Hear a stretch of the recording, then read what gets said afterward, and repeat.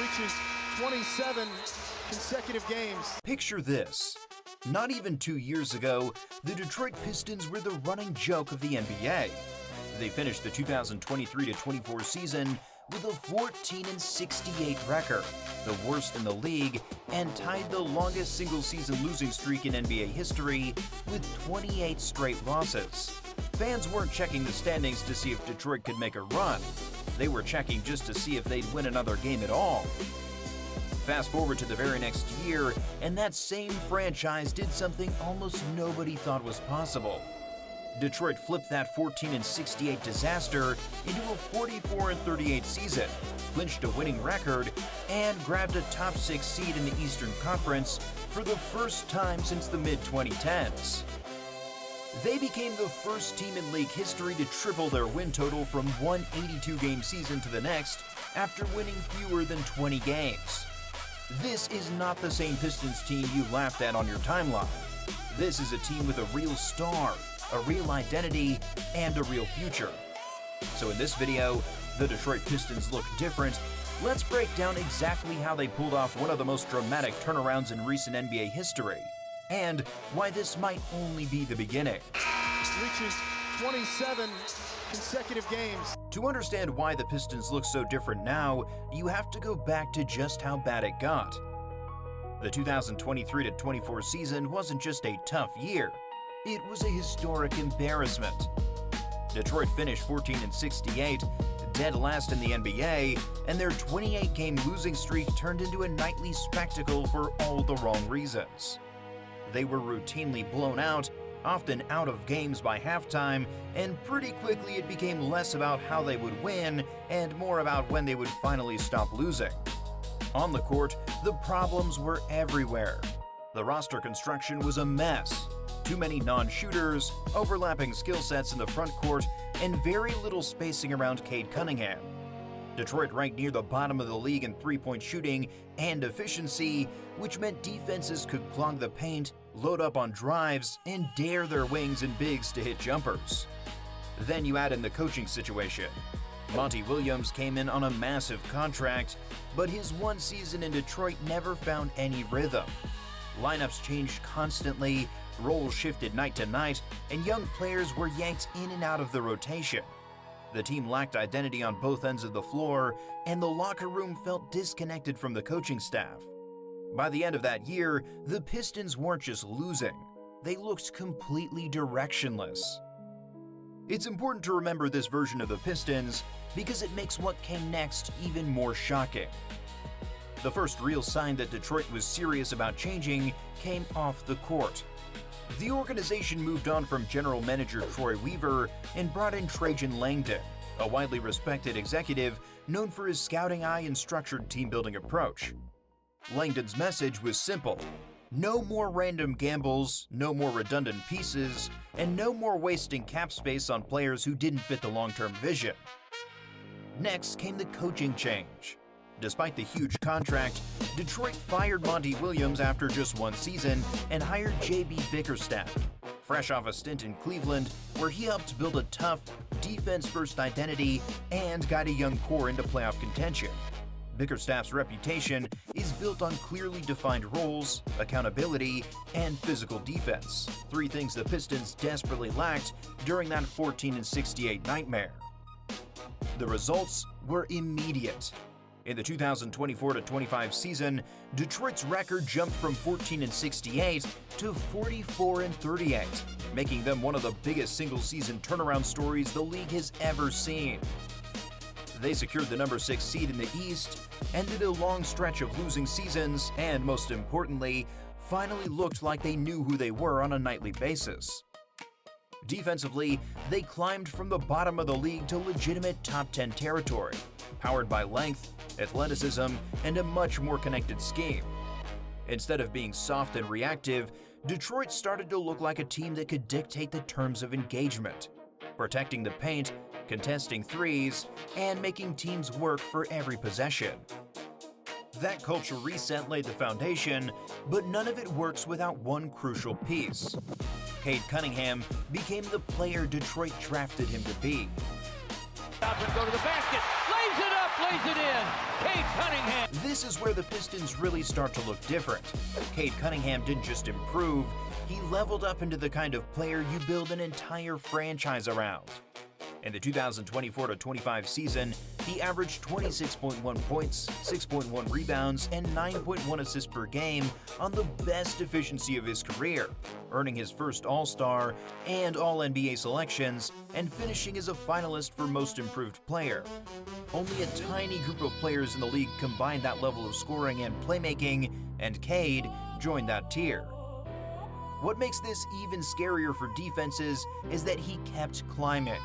So far in the 2025-26 season, Cade is averaging about 26.7 points, 6.2 rebounds, and 9.7 assists per game, while shooting roughly 46 to 47% from the field and around 32 to 33% from three, putting him near the very top of the league in assists per night.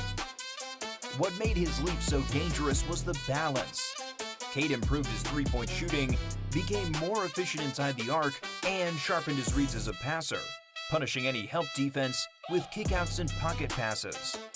Under Bickerstaff, the offense runs through him in a cleaner way. High pick and rolls, a spread floor, multiple shooters, and clear options when defenses rotate.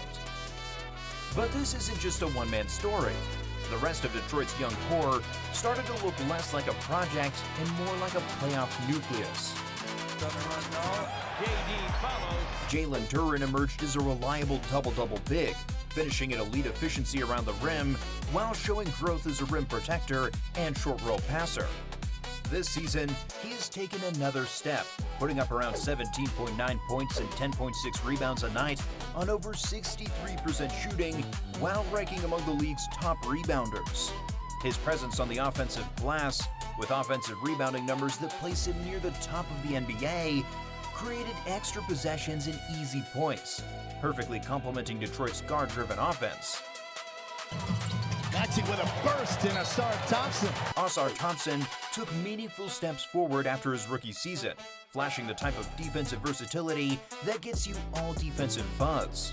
He guarded multiple positions on the perimeter, blew up actions with his length, and turned stops into transition opportunities, even as his offensive game continued to develop. Isaiah Stewart slid into a more natural role as a first big off the bench instead of being forced into heavy starter minutes. In that role, he brought energy, physicality, switching ability, and rim protection that stabilized the second unit. He didn't need big stats to impact the game. He just needed to do what he does best in a more focused context. Then there's Jaden Ivey. Before a leg injury cut his season short, Ivey was putting together a breakout stretch as a downhill scorer and secondary creator, averaging efficient scoring numbers while looking far more comfortable next to Cade. While he was staggered with the second unit, he functioned as a pseudo-backup point guard, attacking closeouts, getting to the rim, and creating for others. Together, this group stopped being just upside pieces and became the backbone of a real playoff team. And when you combine that with the right veterans, you start to understand why the Pistons look so different now. After the 44-38 breakthrough, Detroit entered the 2025 offseason knowing it had something real, but also knowing that almost half of its three-point production walked out the door when Malik Beasley and Tim Hardaway Jr. moved on. The question was whether the Pistons could replace those numbers without disrupting the identity they just built. Instead of panicking, Trajan Langdon and the front office moved methodically. The first major addition was Caris LeVert, who came over with familiarity from his time with J.B. Bickerstaff in Cleveland. At 6'6", LeVert brings length on the perimeter, the ability to handle the ball, and enough shooting to keep defenses honest, while also being able to slide between multiple positions, both offensively and defensively. The other headline move was adding Duncan Robinson. For years in Miami, Robinson was one of the league's deadliest movement shooters, warping defenses just by running off screens and handoffs. Detroit managed to bring in a 6'7" sniper who has hit around 39% from three on solid volume over his career, and who commands a level of off-ball attention very few shooters do. Around the margins, Detroit also kept or added energy players like Paul Reed and Javonte Green. high-effort defenders and hustle guys who fit the hard-nosed identity Bickerstaff is trying to build. They might not be the headline names, but they help maintain the Pistons' physicality and depth on both ends. That blend of youth, shooting, and structure is what makes this version of the Pistons look so different from the team that once stumbled to 14 wins. So, where does this all go next? After their 44-38 season and playoff appearance, the Pistons are no longer just a fun league pass team. They're entering the 2025-26 season with real expectations. National projections put them in the mid-40s or higher in wins, with some analysts pointing to Detroit as a dark horse candidate to solidify itself as a top 5 team in the East if things break right. Several swing factors will decide how high they can climb. If Cade Cunningham sustains all-NBA level production over a full season while cutting down on late-game mistakes, Detroit's ceiling rises dramatically. Jaden Ivey needs to come back fully healthy and keep developing as a downhill secondary creator who can attack the rim, punish tilted defenses, and steady the offense whenever Cade sits. Osar Thompson and Jalen Duren must take another step defensively, turning Detroit from a good unit into a perennial top 10 and potentially top 5 defense with their length, mobility, and rim protection. Duncan Robinson and Caris LeVert then have to carry their regular season roles into the playoffs, providing real spacing, movement shooting, and on-ball shot creation when game plans tighten and every possession is scouted. The Detroit problem around the league used to be about ratings, attendance, and how embarrassing their losing streak was. Now the Detroit problem is a lot more basketball related. How do you game plan for a team with a 6'6" playmaking star, an army of long active defenders, and shooters running you off screens all night, all while their core is still in its early to mid-20s? If Cade holds his level, Ivy pops, and the young defenders keep scaling up, it's not crazy to see the Pistons flirting with 50 wins and winning a playoff series in the very near future. That's how quickly things have changed. The Detroit Pistons don't just look different. They are different. And for the first time in a long time, the rest of the NBA has to start taking them seriously.